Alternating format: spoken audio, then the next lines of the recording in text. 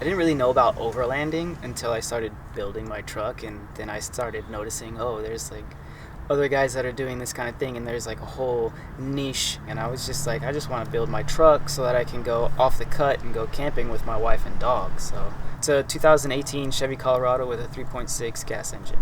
I got the 3.6 because it's the biggest that they had for gas, and then they had the 2.8 Duramax. But when it came to the miles per gallon to the diesel compared to the gas, like, it didn't really equal out until about 10 years in, and plus the maintenance for the diesel would be probably a lot more than the gas. The two main options you want to go with for off-roading if you're going to get a Colorado is either the Z71 or the ZR2. The ZR2 has upgraded suspension, front and rear lockers, a little bit wider stance, and it also comes in a gas or a diesel. The Z71 is a step down, comes with rear auto locking, which isn't quite an actual locker, but it'll do if you get stuck. But it's also like 10 grand cheaper than the ZR2. So I did look at the Tacoma, and I test drove the Tacoma, and then I test drove the Colorado. Colorado was significantly more comfortable compared to the Tacoma. The Tacoma is like very plasticky and boxy, and it's just really uncomfortable.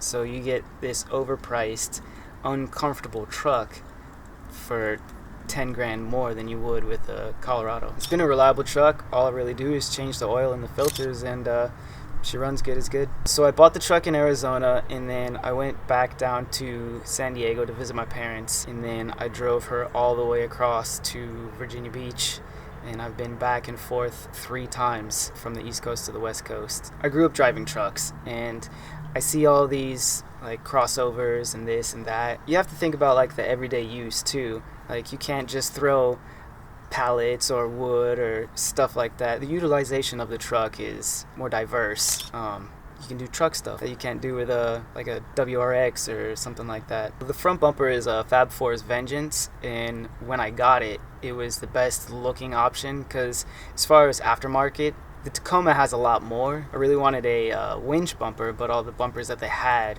at the time were really bulky and ugly and didn't really fit what I was looking for. I went with 5.5 because it's big enough but not too big. I have the rooftop tent, so I don't want it like a foot higher because it messes with your center of gravity when you're out there. I went with the rack in the rooftop tent because it gives me more flexibility. I can take the tent off, I can take the rack off, and I still have the capability of the truck and still have all of that storage underneath the tent. I got 33-inch tires on there right now, the Falcon Wild Peaks. I need to get onboard air. I want to get onboard air with a tank. That way I can get some air tools and then just have air pressurized like a water system. And I want to get the dual battery system. Eventually I want to get a roof rack and some solar on there. That way, if we need to, we can just run a fridge or something like that. Depends on what my wife will let me get away with.